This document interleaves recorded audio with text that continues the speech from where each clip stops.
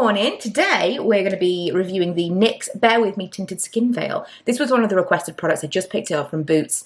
It is Sunday morning right now and I've been up for an hour and a half and my eyes are still like, I feel like my face today is very much, you're not going anywhere. Why do you need your face to look normal? So this claims to provide a fresh-faced look, evens out skin tone, provides seamless coverage, breathable, weightless formula, skin looks luminous, does not streak. That's the thing that I'm not sure about, and provides 8-hour wear. So because it does say that it provides 8-hour wear, I thought it might be interesting to do a longer one today, and we will actually check in halfway through, see what it looks like, and then do the full 8 hours. Now, I was trying to find my colour match yesterday, and I was approached by someone from the brand. Look at this, it looks like baby lotion. I was looking, it was kind of like a counter now in the Meadowhall Boots. And so he came and helped me. And this looks crazy pale, I realise. And we swatched a couple of the different shades. And this was the one that was the closest, once it's blended out, was the closest to my skin tone. The other one, the one that was a little bit deeper, was to yellow. And then there were some that just seemed a lot deeper than my skin. And so I'm not sure about this one, just from the colour match perspective alone. Also, this is bedhead, so forgive me. But again, I'm not going anywhere. I'm literally just putting makeup on to do this video. I'm going to hang around the house, do some cleaning and stuff. I don't really feel like I need to dress up just to film a Head and Shoulders video review of a foundation. Do I? I don't think it's too bad. Like this half, not this half. Not bad at all. Very natural. Not a lot of coverage at all. Did it say it was buildable? No, it didn't say buildable. It said breathable. Okay, well, we are going to try and build it up a little bit, just because I think it's given me very, very little coverage and I want a little bit more than that. I do feel like I've used a decent amount of product on just one half of my face. So we'll see. It looks very, very nice. The finish is beautiful.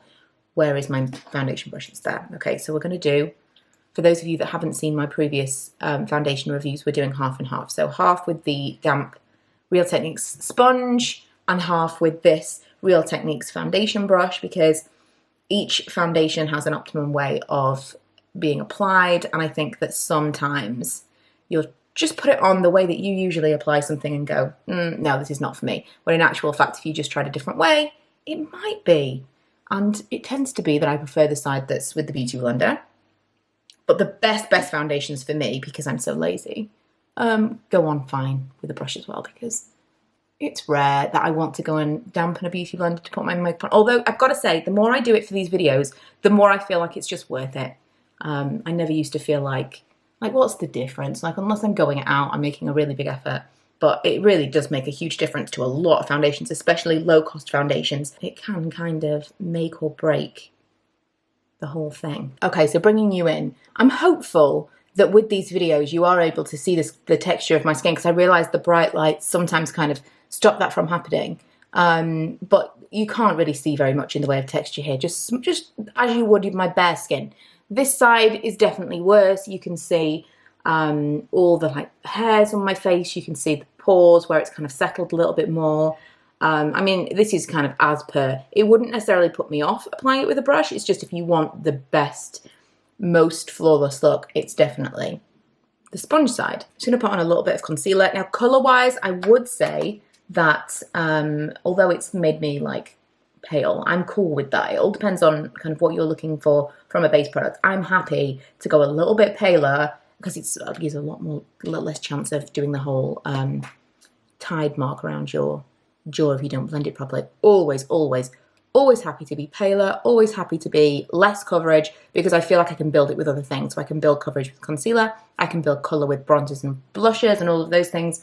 I want something that's going to kind of even out all of my skin, make everything look kind of a little bit perfected and be a base for everything else. I'm not interested in very high coverage that gives me kind of like a mask to work with, but I just want it to look like a perfected version of my skin, and I think this does a really good job of that. I'm gonna put on a little bit of powder, some blush, mascara, and I will come back to you later on today. I've changed the camera angle. Well, I haven't changed the camera angle, I've changed the tripod that I'm using, which in turn has changed the camera angle. Anyway, it's been nearly 8 hours, like 7 hours and 50 minutes. but I really want to go and take this makeup off. I want to go and get in the bath. It's Sunday night. And I thought I would check in. I did get a few clips, I'll show you now, of around the 6-hour mark. I thought just for kind of fairness, because the other ones we've seen this week have done like 6 or 7 hours, so I thought I'd show what it looked like then. Very shiny, kind of breaking down in certain areas. Not bad, but not good. Not a foundation that I would necessarily recommend. So looking at it now, I mean, it's fine. There's nothing bad about it. The problem being that once you've got, this is why I always choose certain shades of foundation. I would always rather go kind of paler. I would always rather go on the sheerer side. If you've got a much higher coverage foundation, it's easier to tell when it's not working well.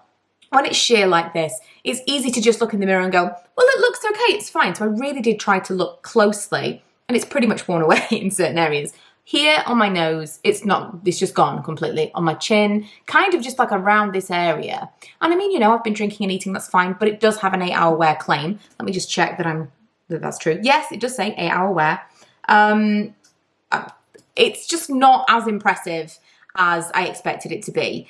I think it's probably because it's like a little bit higher end for the drugstore. It's £10. The other ones that we've tried this week, I think, are around the £5 mark. And so I was disappointed with this one because I kind of just did expect more. Even the other ones, like this came out at the same time as the Maybelline, was it called Urban Cover? And I preferred that to this. And I think that's a cheaper foundation. Maybelline tends to be a cheaper price point. Anyway, Revlon had a Candid foundation that I haven't tried, but all kind of the same thing. Let me know if you've tried that Candid one, by the way, because now I've tried this one, which I expected to be very similar to the Urban Cover, and it's not. I kind of want to test the Revlon one as well, but let me know if you think I should. So overall, it was a fine product. It was okay. But for £10, I would rather get something else. This is not, it's not impressed me. I will just bring you in to show you what I'm talking about. It's kind of just like settled into certain areas. You can kind of see on my bare skin, you can kind of see around here. I've got a decent amount of chin hair that needs to be dealt with today. For those of you just joining us, I have made videos about facial hair if you would like to go and see them. So if I put, like, it looks very, very opaque, like a real crazy white. It's a very pale pink. And then when I sheer it out, like again, it looks like it's going to be super high coverage, crazy. But once I kind of blend it out a little bit, it's not given a great deal of coverage to my skin. It's just kind of a tint. And it does say that it is a tinted skin veil. Now, this is not something that I'm going to throw away. It's something that I potentially would still use.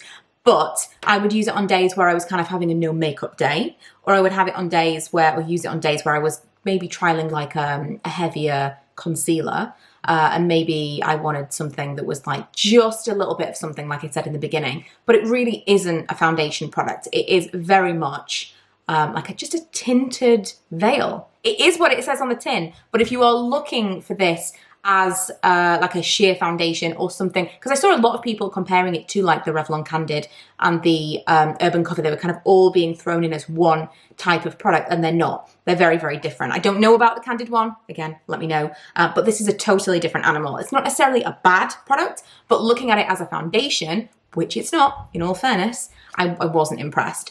For what it is, it's fine. I wouldn't pay £10 for something like that, because for me, I would just put a nice moisturizer that I liked in with a little bit of my, one of my foundations that I liked, mix them together and get a similar effect. This didn't really do anything so special that I felt like I needed this extra product. So yeah, on the one hand, you know, it was an unfair comparison because it's not exactly the product that I thought it was going to be. But on the other hand, I still wasn't super impressed. Every time I'm going